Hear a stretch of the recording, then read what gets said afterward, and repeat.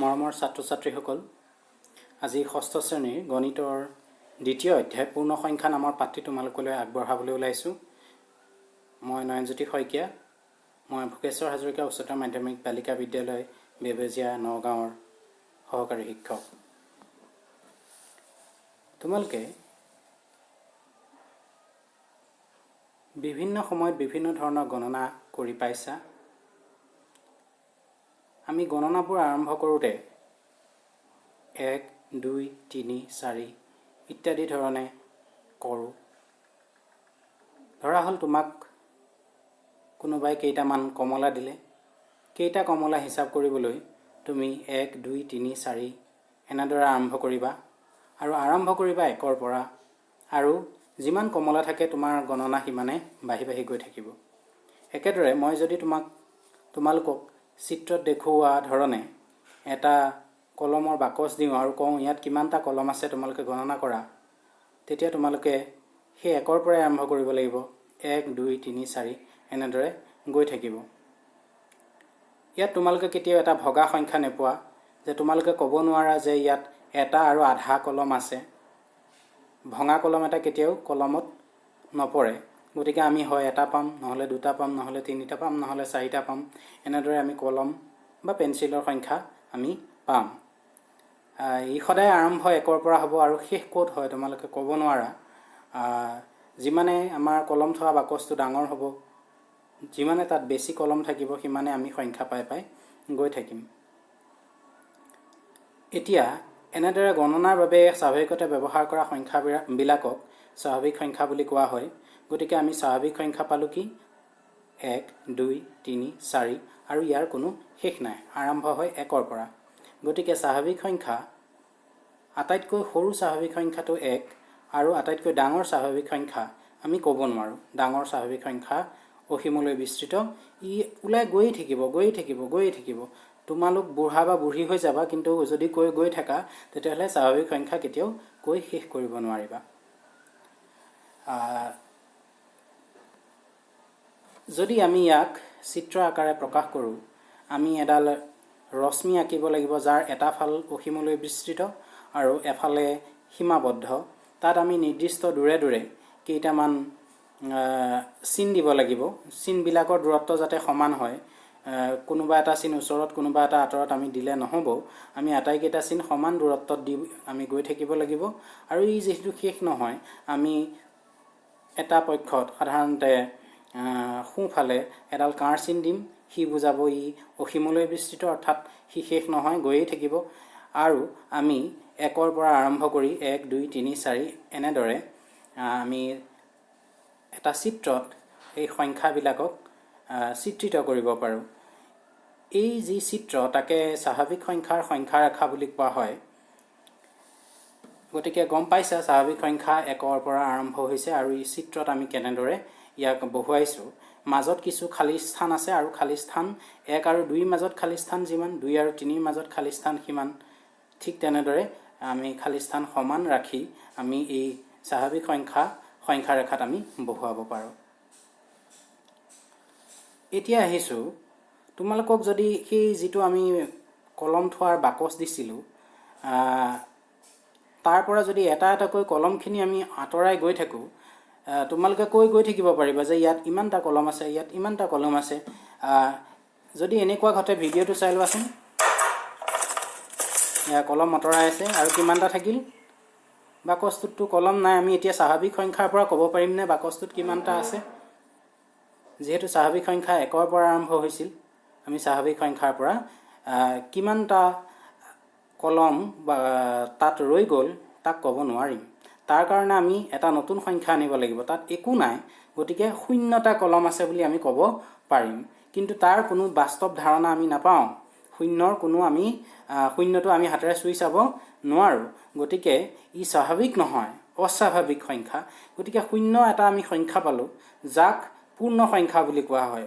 0টো পূৰ্ণ সংখ্যা, ই স্বাভাৱিক নহয়। গতিকে স্বাভাৱিক সংখ্যাৰ লগত 0টোকো দি এই গোটেই স্বাভাৱিক সংখ্যাবোৰক 0 সহ পূৰ্ণ সংখ্যা নাম দিয়া হ'ল। গতিকে 0 স্বাভাৱিক সংখ্যা নহয়, পূৰ্ণ সংখ্যা। কিন্তু 1টো স্বাভাৱিক সংখ্যা লগতে ই পূৰ্ণ সংখ্যাও, 2টো স্বাভাৱিক সংখ্যাও হয় পূৰ্ণ সংখ্যাও হয়, ঠিক তেনেদৰে যাব। কিন্তু মন কৰিবা 0টো পূৰ্ণ সংখ্যাত পৰে কিন্তু ই স্বাভাৱিকত নপৰে, কাৰণ স্বাভাৱিকতে তোমালোকে হাতত এটা শূন্যতা কলম লৈ মোক দেখুৱাব নোৱাৰা। মই ক'ম তোমালোকৰ তাত হাতত একোৱেই নাই। যদি শূন্যতা কলম আছে বুলি কওঁ, শূন্যতা হাতীও হ'ব, শূন্যতা কমলাও হ'ব, গতিকে সি স্বাভাৱিকত নপৰিব। সেইবাবে 0ক পূৰ্ণ সংখ্যা বুলি কোৱা হয়। গতিকে 1টো কি সংখ্যা? 1টো স্বাভাৱিক সংখ্যাও, ই পূৰ্ণ সংখ্যাও। 2টো স্বাভাৱিক সংখ্যাও, পূৰ্ণ সংখ্যাও। কিন্তু 0টো ই স্বাভাৱিক নহয়, সি পূৰ্ণহে। গতিকে কথাটো মনত ৰাখিবা। এতিয়া 0ৰ আৱিষ্কাৰৰ বিষয়ে আমি জানি লওঁ। তোমালোকে জানি সুখী হ'বা যে 0 বিষয়ে আমাৰ ভাৰতবৰ্ষতে প্ৰথম চিন্তা চৰ্চা হৈছিল আৰু 0 আৱিষ্কৃত হৈছিল। ইয়াত যদিও চিত্ৰকেইটা ইণ্টাৰনেটৰ পৰা দিছোঁ, আৰ্যভট্ট এনেকৈয়ে আছিল বা ব্ৰহ্মগুপ্ত এনেকৈয়ে আছিল বুলি কোনো প্ৰমাণ নাই। যেনেদৰে শংকৰদেৱৰ চিত্ৰ আমাৰ কলাগুৰু বিষ্ণুপ্ৰসাদ ৰাভাই আঁকি গৈছিল, কোনো দেখা নাছিল বা প্ৰামাণিক চিত্ৰ নাই, ঠিক তেনেদৰে এইকেইখন প্ৰামাণিক চিত্ৰ নহয়। ইয়াত প্ৰথমগৰাকী দেখুওৱা হৈছে এগৰাকী গণিতজ্ঞ আৰু বিজ্ঞানী আৰ্যভট্ট। তেখেতে 0ৰ বিষয়ে জানিছিল কিন্তু তাৰ কোনো ব্যৱহাৰ কৰা নাছিল গাণিতিক ৰূপত। দ্বিতীয়খন চিত্ৰত আমি ব্ৰহ্মগুপ্তক দেখুৱাইছোঁ। এই ব্ৰহ্মগুপ্তই ভাৰতীয় গণিতজ্ঞ, তেখেতে প্ৰায় 600 খ্ৰীষ্টাব্দত, যীশুখ্ৰীষ্টৰ জন্মৰ 600 বছৰ পিছত 600 খ্ৰীষ্টাব্দত, আজিৰ পৰা কেইবছৰ আগত তুমি হিচাপ কৰিবাচোন। এতিয়া আমাৰ 2020 খ্ৰীষ্টাব্দ, গতিকে 600 খ্ৰীষ্টাব্দ মানে আজিৰ পৰা কেইবছৰ আগত তোমালোকে ক'বলৈ যত্ন কৰিবা। 600 খ্ৰীষ্টাব্দত ব্ৰহ্মগুপ্তই 0 আৱিষ্কাৰ কৰে। আৰু 0 বানানটো মন কৰিবা, বহুত ক্ষেত্ৰত 0ত দীৰ্ঘ উকাৰৰ ঠাইত হ্ৰস্ব উকাৰ দিয়ে, কোনোবাই মূৰ্ধন্য নৰ দিবলৈ যত্ন কৰে কিন্তু দন্ত্য ন হয়। গতিকে 0 যিটো বানান তাতো বহুতে ভুল কৰে ছাত্ৰ ছাত্ৰীয়ে। গতিকে তোমালোকে 0 বানানটো লিখোঁতে সাৱধান হ'বা। গতিকে আমাৰ ভাৰততেই 0ৰ প্ৰথম আৱিষ্কাৰ হৈছিল। ইয়াত পিছত আৰবসকলে লৈ যায় আৰু ইউৰোপত পৰিচয় কৰাই দিয়ে, আৰু ইয়াৰ ওপৰত ভিত্তি কৰিয়েই আমাৰ দশমিক যিটো গণনা ব্যৱস্থা সি গঢ় লৈ উঠিছিলে। গতিকে পূৰ্ণ সংখ্যাসমূহক যদি আমি সংখ্যা ৰেখাত দেখুৱাব বিচাৰোঁ, আগৰ স্বাভাৱিক সংখ্যাৰ সৈতে একেই, কিন্তু এইবাৰ ক'ৰ পৰা আৰম্ভ হ'ব মন কৰা। এইবাৰ 0ৰ পৰা আৰম্ভ হৈছে আৰু ই অসীমলৈ বিস্তৃত। আগৰ দৰে একেই, কিন্তু পূৰ্ণ সংখ্যা আৰম্ভ হয় 0ৰ পৰা। স্বাভাৱিক সংখ্যাৰ সংখ্যা ৰেখাডাল ক'ৰ পৰা আৰম্ভ হৈছিল? 1ৰ পৰা। আশা কৰোঁ তোমালোকে বুজিব পাৰিছা। কিতাপৰ কেইটামান এইখিনিতে কৈ লওঁ। মই পুৰণা কিতাপখনেই ব্যৱহাৰ কৰি আছোঁ। লকডাউনৰ কাৰণে নতুন কিতাপখন মোৰ বিদ্যালয়তে থাকি গ'ল। ধাৰণাটো তোমালোকে পালে। নতুন কিতাপখনত যিখিনি কথা আছে পুৰণাখনতো সেই একেখিনিয়ে অকণমান সম্পাদিত কৰা হৈছিল। তোমালোকে কিবা অসুবিধা পালে মোক জনাবা, মই উত্তৰ দিবলৈ চেষ্টা কৰিম। এতিয়া কেইটামান চেষ্টা কৰা তোমালোকে ইয়াত চোৱা। ইয়াত পূৰ্বপদ আৰু উত্তৰপদৰ ধাৰণা দিবলৈ যত্ন কৰা হৈছে। পূৰ্বপদ মানে আগৰ পদ, আগৰ, আৰু উত্তৰপদ মানে পিছৰ পদ। ধৰি লোৱা তোমাৰ ৰোল নম্বৰ 5, তোমাৰ আগৰগৰাকী কোন হ'ব? ৰোল নম্বৰ কিমান হ'ব? 4। 4ৰ আগৰগৰাকী কোন হ'ব? 3। 3ৰ আগৰ কোন হ'ব? 2। 2ৰ আগৰ কোন হ'ব? 1। 1ৰ আগৰ নাই, কাৰণ স্বাভাৱিক সংখ্যাত 1ৰ কোনো পূৰ্বপদ নাই। 1ৰ পূৰ্বপদলৈ যাবলৈ হ'লে আমি পূৰ্ণলৈ যাব লাগিব। তেতিয়া আমি ক'ম যে 1টো যিহেতু পূৰ্ণ সংখ্যাও, 1ৰ পূৰ্ণ সংখ্যাত পূৰ্বপদ আছে 0। ঠিক আছে। 0ৰ পূৰ্বপদ কি? তেনে ক্ষেত্ৰত পূৰ্ণ সংখ্যাও আমাক উত্তৰ দিব নোৱাৰে। তাৰ বিষয়ে আমি পিছত আলোচনা কৰিম, কেইটামান পাঠৰ পিছত। 0ৰ আগতনো কি হ'ব পাৰে আমি তাৰ কথা আলোচনা কৰিম, মানে 0তকৈ সৰু। এতিয়া আমি ক'লোঁ যে যিখিনি পূৰ্বপদ আগৰ বা -1, আমি বিয়োগ 1 কৰিলে পূৰ্বপদসমূহ পাই গৈ থাকোঁ আৰু যোগ 1 কৰিলে উত্তৰ পদসমূহ পাই গৈ থাকোঁ। উদাহৰণস্বৰূপে 360, তাৰ পূৰ্বপদ 359 আৰু উত্তৰপদ 361। ইয়াত প্ৰশ্ন দিছে 19, 1997, 12,000, 49, 10,000 এই সংখ্যাকেইটাৰ পূৰ্বপদ আৰু উত্তৰপদ লিখা। তোমালোকে পূৰ্বপদত 1 বিয়োগ কৰিবা, উত্তৰপদত 1 যোগ কৰিবা আৰু নিজে লিখিবলৈ যত্ন কৰিবা। দ্বিতীয় প্ৰশ্নটো, তেনে কোনো স্বাভাৱিক সংখ্যা আছে নে যাৰ কোনো পূৰ্বপদ নাই? আছে। আমি স্বাভাৱিকত যদি সোধোঁ, আটাইতকৈ যিটো সৰু স্বাভাৱিক সংখ্যা তাৰ স্বাভাৱিকত কোনো পূৰ্বপদ নাই। উত্তৰপদ কিন্তু সকলোৰে আছে। এইবাৰ সুধিছে এনে কোনো স্বাভাৱিক সংখ্যা আছেনে যাৰ উত্তৰ পদ নাই। উত্তৰ পদ মানে যোগ এক কৰি আমি সকলোৰে লগত যোগ এক কৰিব পাৰিম, গতিকে পাৰিমেই সকলোৰে লগত। গতিকে উত্তৰটো কি হ'ব? এনে কোনো স্বাভাৱিক সংখ্যা আছেনে যাৰ উত্তৰ পদ নাই? উত্তৰটো নিজে দিবলৈ যত্ন কৰা, আমি কিন্তু পাই গৈয়ে থাকিম। আৰু শেষ স্বাভাৱিক সংখ্যাটো আছেনে? আমি এইটোৱে শেষ স্বাভাৱিক সংখ্যা বুলি ক'ব নোৱাৰোঁ, কাৰণ মই যদি কওঁ বহুত ডাঙৰ সংখ্যা এটা ক'লোঁ, তোমালোকে তাৰ লগত এক এটা যোগ কৰি তাতকৈ ডাঙৰ এটা স্বাভাৱিক সংখ্যা পাই যাবা। তোমালোকে এটা ক'লে, এইবাৰ মই এক এটা যোগ কৰি দিম, গতিকে তেনেদৰে গৈ থাকিব খেলখন। গতিকে শেষ স্বাভাৱিক সংখ্যা আমি আছে বুলি ক'ব নোৱাৰোঁ, ই অসীমলৈ বিস্তৃত। আৰু কেইটামান প্ৰশ্ন চাওঁ। প্ৰতিটো স্বাভাৱিক সংখ্যাই পূৰ্ণ সংখ্যা হয়নে? প্ৰতিটো স্বাভাৱিক সংখ্যাই পূৰ্ণ সংখ্যা হয়, কাৰণ স্বাভাৱিক সংখ্যাবোৰ একৰ পৰা আৰম্ভ। গতিকে পূৰ্ণ সংখ্যাবিলাকো এই স্বাভাৱিক সংখ্যাবিলাক সোমাই আছে, আমি চিত্ৰৰ সহায়তো দেখুৱাইছিলোঁ। সকলো পূৰ্ণ সংখ্যাই স্বাভাৱিক সংখ্যা হয়নে? এটা সংখ্যাই গণ্ডগোল লগাব। পূৰ্ণ সংখ্যা কোনটো আছিল যিটো স্বাভাৱিক সংখ্যা নহয়? মনত পেলাবলৈ যত্ন কৰা। আৰু আটাইতকৈ ডাঙৰ পূৰ্ণ সংখ্যাটো কি? এই স্বাভাৱিক সংখ্যা আটাইতকৈ যেনেকৈ আমি ডাঙৰটো পোৱা নাছিলোঁ, ঠিক তেনেকৈ পূৰ্ণ সংখ্যাটো আমি আটাইতকৈ ডাঙৰ পূৰ্ণ সংখ্যাটো নাপাওঁ। মই অলপ খৰকৈ কৈছোঁ সময়ৰ প্ৰতি লক্ষ্য ৰাখি। তোমালোকে অসুবিধা হ'লে ভিডিঅ'টো পুনৰ এবাৰ চাই ল'বা বা ৰিভাৰ্ছ কৰি পেলাই চাই ল'বা। গতিকে আশা কৰোঁ তোমালোকৰ অসুবিধাসমূহ দূৰ হ'ব। আৰু কিবা যদি তোমালোকে বুজি নোপোৱা থাকে, কমেণ্ট লিখিব পাৰা ডাঙৰ মানুহৰ হতুৱাই, বা তোমালোকে নিজেও লিখিবলৈ যত্ন কৰিব পাৰা, বা কাগজ এখনত প্ৰশ্নটো লিখি ফটো মাৰি মোক দি দিব পাৰা। ঠিক আছে, গতিকে তোমালোকে কমেণ্ট অংশত লিখিব পাৰিবা। এতিয়া আমি এই যি সংখ্যা ৰেখা পাইছিলোঁ, আমি এতিয়া পূৰ্ণ সংখ্যাৰ সংখ্যা ৰেখাডালেই ল'ম দেই, যে 0ৰ পৰা আৰম্ভ 1 2 3 4। তাত আমি যোগ কৰিব পাৰোঁ, বিয়োগ কৰিব পাৰোঁ, পূৰণ কৰিব পাৰোঁ, ইচ্ছা কৰিলে হৰণো কৰিব পাৰোঁ। কিন্তু কিতাপত তোমালোকৰ পাঠ্যপুথিত তিনিটাই দেখুৱাইছে, যোগ, বিয়োগ আৰু পূৰণ। আমি অকণমান বুজাবলৈ যত্ন কৰিম, তোমালোকে পাঠ্যপুথিখন মোকলাই ল'বা। যদি আমি যোগ কৰিব বিচাৰোঁ, আমি সোঁফালে 1 যোগ কৰিলে 1 ঘৰ জপিয়াম, 2 যোগ কৰিলে 2 ঘৰ জপিয়াম। কেনেকৈ জপিওৱা হয় তোমালোকে ইয়াত এই চিত্ৰকেইটাত তোমালোকক দেখুওৱা হৈছে, দেখিছেনে? এজাপ মাৰিছে, 2 জাপ মাৰিছে, 3 জাপ মাৰিছে, ঠিক তেনেকৈ জপিয়াইছে। ঠিক তেনেকৈ যদি বিয়োগ কৰিবলগীয়া হয়, আমি বাওঁফাললৈ যাম। যোগ কৰিবলগীয়া হ'লে আমি সোঁফাললৈ যাম, এইফালে যাম, ডাঙৰ হৈ গৈ থাকিব। আৰু যেতিয়া বিয়োগ কৰিবলগীয়া হ'ব, আমি বাওঁফাললৈ যাম। 1 যোগ কৰিলে এজাপ দিম, 2 জাপ কৰিলে 2 জাপ দিম, তেনেকুৱা ধৰণৰ। তোমালোকে যত্ন কৰিবাচোন। ধৰা হ'ল 3ৰ লগত, ইয়াত উদাহৰণত দেখুৱাইছে 3ৰ লগত কেইটা জাপ দিছে? 4টা জাপ। 3ৰ লগত 4 যোগ কৰিলে কি হ'ব? আমি যেনিবা নাজানো, আমি ইয়াত চালোঁ, 3ত ৰলোঁ আৰু 4টা জাপ মাৰিলোঁ। দেখিছা, চিত্ৰত দেখুওৱা হৈছে, গৈ 7ত ৰ'ল, অৰ্থাৎ 3 যোগ 4 সমান 7। ঠিক তেনেকৈ বিয়োগ আমি বাওঁফালে জপিয়াই পেলাই আমি বিয়োগ কৰিব পাৰোঁ। 1 বিয়োগ কৰিলে এজাপ দিম বাওঁফালে, 2 বিয়োগ কৰিবলগীয়া হ'লে 2 জাপ, 12 বিয়োগ কৰিবলগীয়া হ'লে 12 জাপ। ঠিক তেনেদৰে দিয়া হ'ব। আৰম্ভ ক'ৰ পৰা কৰিম সেইটো তোমালোকে সাৱধানেৰে মন কৰিবা। ঠিক তেনেকৈ পূৰণ কৰোঁতে, যিহেতু যোগৰ চমু নিয়ম পূৰণ, আমি 3ক ধৰি লোৱা 4ৰে পূৰণ কৰিব লাগে। 3ক মানে এবাৰত আমি 3কে জপিয়াম, কেইটা জাপ মাৰিম? 4টা জাপ। দেখিছা, 3 4 গুণ 12 হয়, 12ত ৰৈছেগৈ।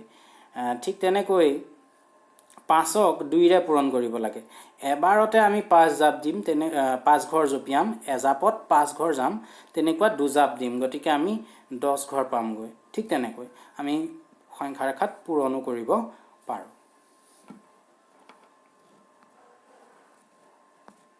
আশা কৰোঁ বুজিবলৈ সক্ষম হৈছে। এইবাৰ অনুশীলনী 2.1ৰ কেইটামান প্ৰশ্ন আমি চাওঁ। ইয়াতনো কি আছে, মই উত্তৰসমূহ কৈ নিদিওঁ, কিন্তু ইংগিত দিম যাতে তোমালোকে সহজে কৰিব পাৰা। আৰু তোমালোকে কিবা অসুবিধা থাকিলে ফটো তুলিও দিব পাৰা। মই ইতিমধ্যে কৈছোঁৱে, তোমালোকে মোক জানিবলৈ দিবা। 10,999 ঠিক পিছৰ 3টা স্বাভাৱিক সংখ্যা লিখা। ইয়াৰ কাৰণে কি কৰিবা? ঠিক পিছৰ এটা লিখিব হ'লে 1 যোগ কৰিম, 2টা লিখিবলগীয়া হ'লে এটা লিখিলোৱেই, পুনৰ আকৌ এটা 1 যোগ কৰি দিম, তিনিটা লিখিবলৈ হ'লে পুনৰ আকৌ এটা 1 যোগ কৰিম, অৰ্থাৎ এবাৰ 1 যোগ কৰিলোঁ, এবাৰ 2 যোগ কৰিলোঁ, এবাৰ 3 যোগ কৰিলোঁ, আমি তিনিটা পিছৰ স্বাভাৱিক সংখ্যা আমি পাম। কাৰ লগত যোগ কৰিব লাগিব? 10,999 লগত। 10,001ৰ ঠিক আগৰ পূৰ্ণ সংখ্যা তিনিটা লিখা, এইবাৰ বিয়োগ কৰিব লাগিব। আগৰটোৰ সৈতে নিয়ম একেই, এবাৰ 1 বিয়োগ কৰিবা, এবাৰ 2 বিয়োগ কৰিবা আৰু এবাৰ 3 বিয়োগ কৰিবা। আটাইতকৈ সৰু পূৰ্ণ সংখ্যাটো কি? মই এইটো উত্তৰ দি নিদিওঁ, বুজাই আহিছোঁ। তোমালোকে আটাইতকৈ সৰু পূৰ্ণ সংখ্যাটো কি কমেণ্ট অংশত লিখিবা। 32 আৰু 53ৰ মাজত কিমানটা পূৰ্ণ সংখ্যা আছে? এই কিমানটা পূৰ্ণ সংখ্যা আছে তাৰ উত্তৰ উলিয়াবলৈ হ'লে তোমালোকে এটা সহজ উদাহৰণ লোৱাচোন, যে 5 আৰু 7ৰ মাজত কিমানটা পূৰ্ণ সংখ্যা আছে? আমি ডাঙৰটোৰ পৰা সৰুটো বিয়োগ কৰি দিলোঁ, 7ৰ পৰা 5 গ'ল 2, কিন্তু আছে কি? এটাহে, 6টোহে আছে। গতিকে আমি ডাঙৰটোৰ পৰা সৰুটো বিয়োগ কৰি পুনৰ একেটা বিয়োগ কৰিলে উত্তৰটো ওলায়। আমি নিয়মটো বুজি পাই গ'লোঁ যে আমি যিটো ডাঙৰ দিছে তাৰ পৰা সৰুটো বিয়োগ কৰি যিটো পাওঁ তাৰ পৰা 1 বিয়োগ কৰিলে মাজত কেইটা সংখ্যা পূৰ্ণ সংখ্যা আছে ওলাব। গতিকে আমি কি কৰিম, যে 53ৰ পৰা 32 বিয়োগ কৰিম, যিটো পাওঁ তাৰ পৰা পুনৰ আকৌ এটা 1 বিয়োগ কৰিম, বা একেবাৰতে আমি 53ৰ পৰা 33 বিয়োগ কৰিলেও হ'ব। তোমালোকে আশা কৰোঁ বুজিব পাৰিছা। এইবাৰ উত্তৰ পদ লিখা। 5 নম্বৰ প্ৰশ্নত উত্তৰ পদ মানে তোমালোকে 1 যোগ কৰি গৈ থাকিবা, পূৰ্বপদ লিখা, 1 বিয়োগ কৰি গৈ থাকিবা, এটা এটা লিখিবলৈ দিছে। 7 নম্বৰত তলৰ সংখ্যা কেইযোৰক কোনটো পূৰ্ণ সংখ্যা ৰেখাত আনটোৰ বাওঁফালে বহিব? এতিয়া কথাটো হ'ল, আমি পাইছিলোঁ যে সদায় সোঁফালে ডাঙৰ সংখ্যাবোৰ বহি বহি গৈ থাকে। সংখ্যা ৰেখা এডালত যদি আমি লওঁ, তোমালোকে চোৱা, আমি সংখ্যা ৰেখাবোৰ যেতিয়া আঁকিছিলোঁ, ইয়াত চোৱা 7টোকে আমি ধৰি ল'লোঁ, এই 7টো ধৰি লৈছোঁ। গতিকে তাৰ সোঁফালে কি আছে? 7তকৈ ডাঙৰবোৰ, আৰু বাওঁফালে কি আছে? 7তকৈ সৰুবোৰ। ঠিক আছে, গতিকে মনত ৰাখিবা, সোঁফালে ডাঙৰবোৰ বহে, বাওঁফালে সৰুবোৰ বহে।